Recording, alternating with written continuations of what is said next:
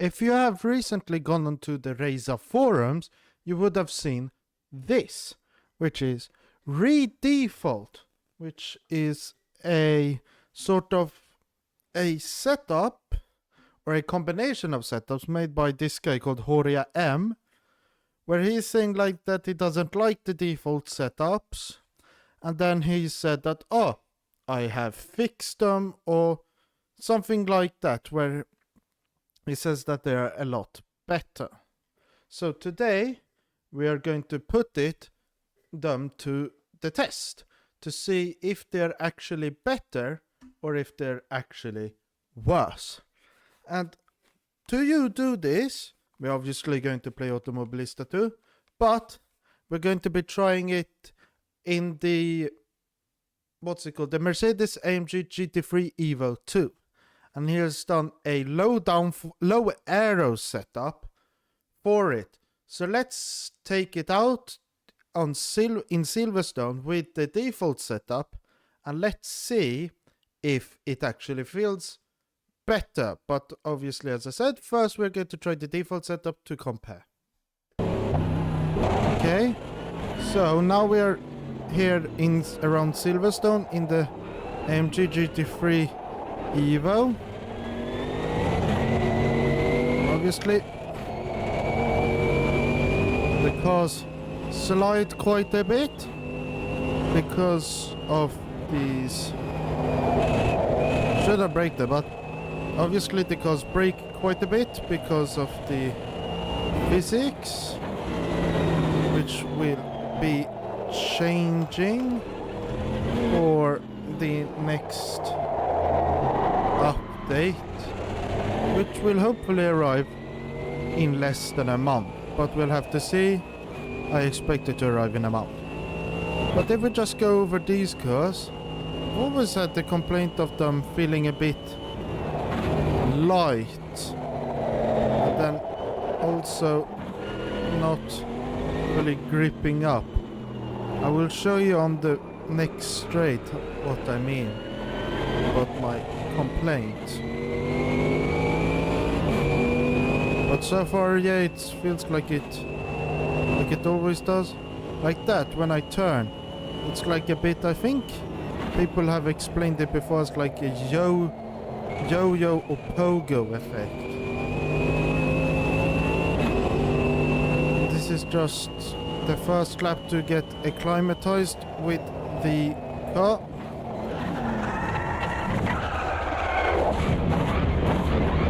But let's see what the next lap can show us in terms of lap times. But so far it has been a bit from what I expect about V1.5. That it is good, still a bit of sliding.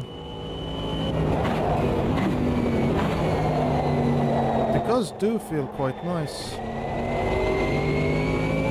I mean, they do slide the hell of a lot more than they do in the beta, but it's not like that they are undrivable.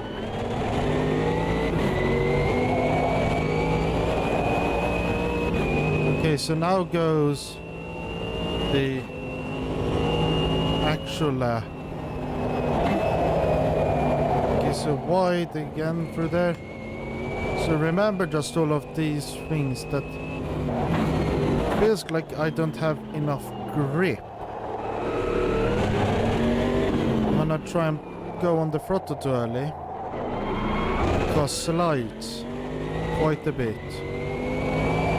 And also through these corners, I have to always counter steer because of the yo-yoing effect or pogo effect. When I turn in, it sort of also wants to go the other way. So you have to sort of correct it a bit and then try and get the car to go with you. That has helped through there actually quite a bit. But let's see what we can do through here.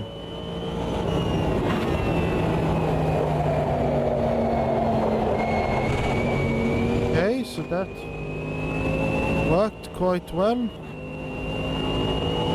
Now let's see. There we have to brake. Here. Going quite low in the gears. Yeah, I lost like 3 seconds through that sector. So I lost 2 in the first, 3 in the second. So let's see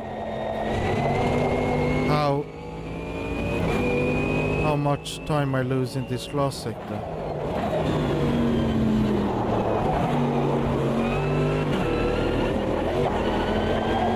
The bump,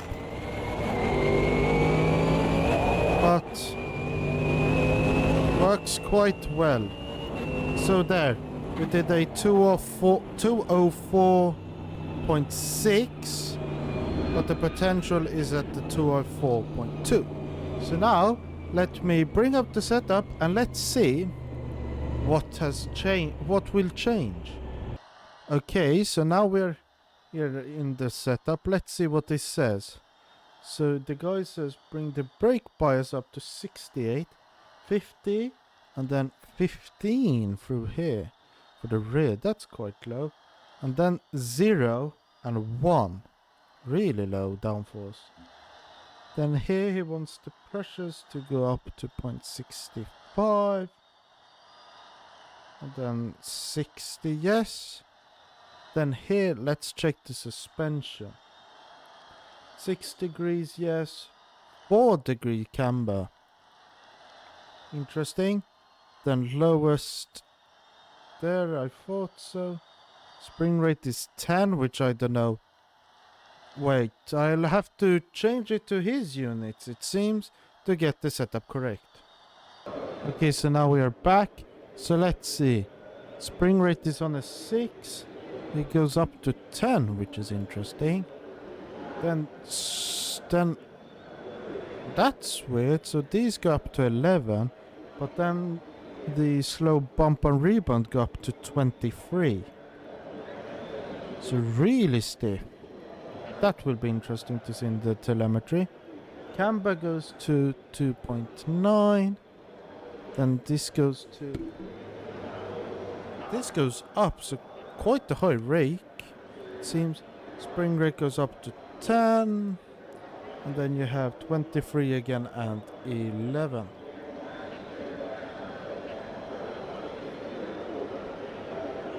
Oh, so max bump and rebound, Then let's check here.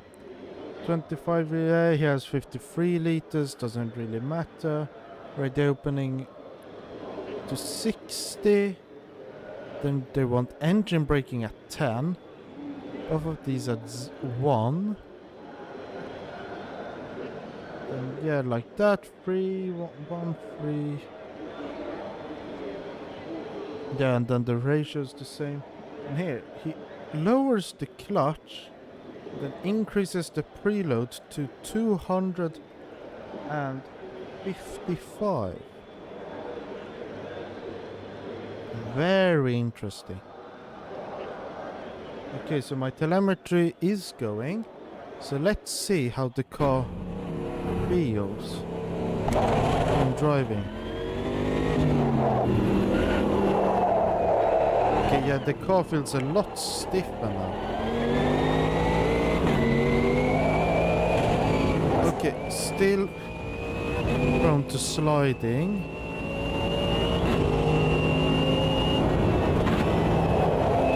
But let's see. Okay, the car feels a bit more direct. Sort of, it seems more pointy, which is a bit expected due to the rake.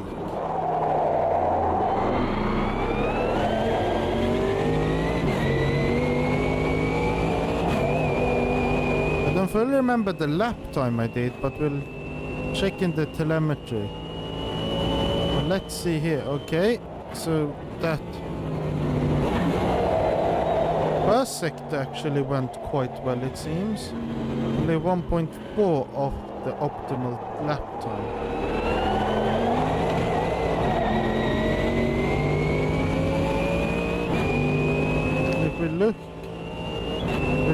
battery here. Oh, looked like I would lose it with it. Okay. Can keep it on the track at least. I still think there are a few things which don't feel correct in here.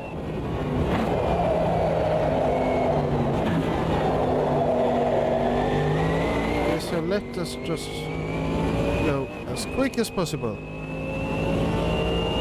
Okay, so 2.5 in the second sector, so we gained quite a bit. And there we are going to lose it.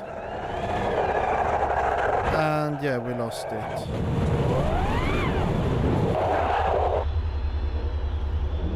Okay, so it looks quicker, but obviously when you have a stiffer setup, it's easier to go over the limit of the grip of the tires, so it's easier to spin.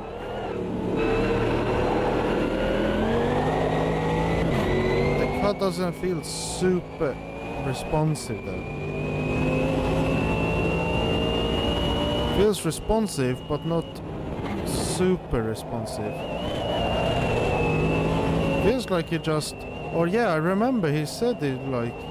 just increased the stiffness to the max basically, and didn't see any issues with it. What you can say is that it says, oh, I didn't feel any difference. I mean, you can see here there is quite the difference in the actual feeling of the car. So I don't know what he was driving. Yeah, now with the heated tires, yeah, it loses it. So let's just see if I could actually make a lap without spinning maybe, so hopefully this lap. Then we'll have a look in the telemetry and see if there's anything clear about what's happened.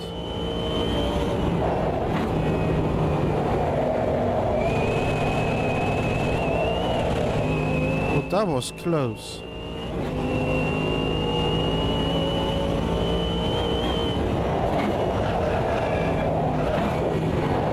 That was also quite close, but still quite successful. And what I mean is, it's trying to make it so the cars don't slip as much as before. I still think this car slips a hell of a lot, because that's the underlying physics gimmick. But I can say definitely that when you drive this car, it will definitely feel quite different with the default setup in V1.6. Okay, so we did a 203.7. I think that's like a second or something higher. But let's see what the telemetry shows us. Okay, so now we are in the telemetry. And what we can clearly see is the white line is the lap with the redefault, or what it's called. But you can see here, it looks like you're actually going... I don't know where you really gain a ton of time. Seems like here you gain quite a bit of time with the speed. But it seems... Seems like... Yeah, the revs are quite higher, so maybe you like have a better acceleration. It seems so. Because I could go on the throttle earlier. No, they go off the same. No, but here I go on the throttle earlier. So it looks quite odd. And there you can see here the TC is actually... Seems like it's more active. And then the ABS is also a bit active, not a lot. Steady angle, you can see the red is a lot smoother, whilst the white is a lot more erratic. Which is interesting. GeForces, yeah, a bit different. So what we can see here too, yeah, if we check the suspension, I think it is in. Wait, where is it? I should know all of these. Maybe it's in tires. No. Traction it should be. Yeah, because you have grip traction circle. Here you have it. So if we check here, yeah, I have more grip it seems overall. Especially when turning I have more. Acceleration the same. Deceleration roughly the same. Maybe a tiny bit more. But then turning it seems to be more. Which is interesting. But, that's a bit what I would have expected sort of from this stiff setup. Maybe not a lot. If we check the track inputs, it could be interesting. So you can see here the white. If we see where it gains a lot of time. Yeah, it gains a lot of time through there, but I brake earlier. Then here I brake roughly the same, and then I gain a lot of time because I don't go so wide. Here I brake less too. For the maggots and Beckett's and all of those corners I go slower, yeah. So it seems like I gain most of the time here. From Stowe I think it is. No. Cops. One of the corners. Then again, and then that time I keep because I do sort of the same. And then I obviously gain a bit on the streets. So it seems like it's quite a bit of an odd setup. Works alright, I would say, around Silverstone, but obviously if we go to a different track, it doesn't do so well. So I would say, should you try it? Yes.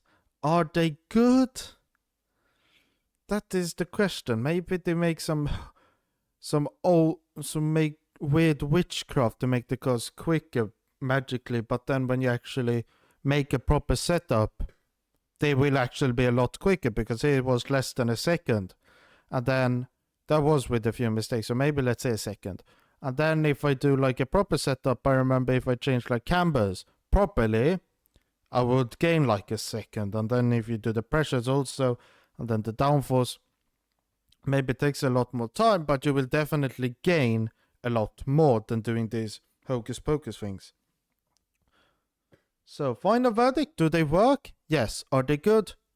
Probably not. Sort of. Something like that. But what do you think? Comment it down below. And once you're down there, please hit the like button and also subscribe. My next video will hopefully be on the what's it called now? The dev update. But we'll have to see if it is. Otherwise, it'll be quite a bit of a delay until I actually make a video on the dev update, or I will just make a video on V1.6. We'll have to see. But until then, I've been Racing Legend. You've been amazing viewers. Thank you for watching. Goodbye.